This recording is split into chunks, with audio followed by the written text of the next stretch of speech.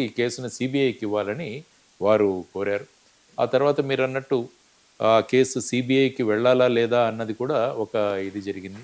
సాధారణంగా ఎలా ఉంటుందంటే చాలామంది సిబిఐ ఇన్వెస్టిగేషన్ కోరుకుంటుంటారు. ఈవెన్ స్టేట్ గవర్నమెంట్స్ కూడా చాలా కేసులు సిబిఐకి ఇచ్చే ప్రయత్నాలు చేస్తుంటారు. మేము చేస్తున్నప్పుడు కూడా చాలా కేసులు వచ్చేవి.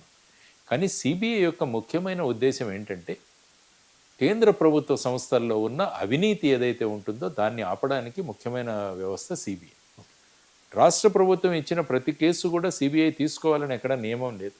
రాష్ట్ర ప్రభుత్వం వాళ్ళు వాళ్ళ నోటిఫికేషన్ ఇస్తారు. ఈ నోటిఫికేషన్ ఇచ్చిన తర్వాత మళ్ళీ కేంద్ర ప్రభుత్వం ఒప్పుకోవాలి. కేంద్ర ప్రభుత్వం ఎప్పుడైతే ఒప్పుకుంటుందో అప్పుడు ఈ సిబిఐ ఈ కేసు తీసుకుంటుంది. జనరల్గా సర్వసాధారణంగా సిబిఐ వర్షన్ ఎలా ఉంటుందంటే ఈ కేసు ఇన్వెస్టిగేషన్ మీ దగ్గర చేయొచ్చు. ఇదేమి ఇంటర్ స్టేట్ కానీ అంటే 2 స్టేట్ల మధ్య ఉన్న కేసు కానీ లేకుంటే ఇంటర్నేషనల్ లెవెల్లో ఉన్న కేసు అలాంటిది కానప్పుడు మీ దగ్గర ఉన్న పోలీస్ ఏదైతే ఉందో వాటితో చేయండి.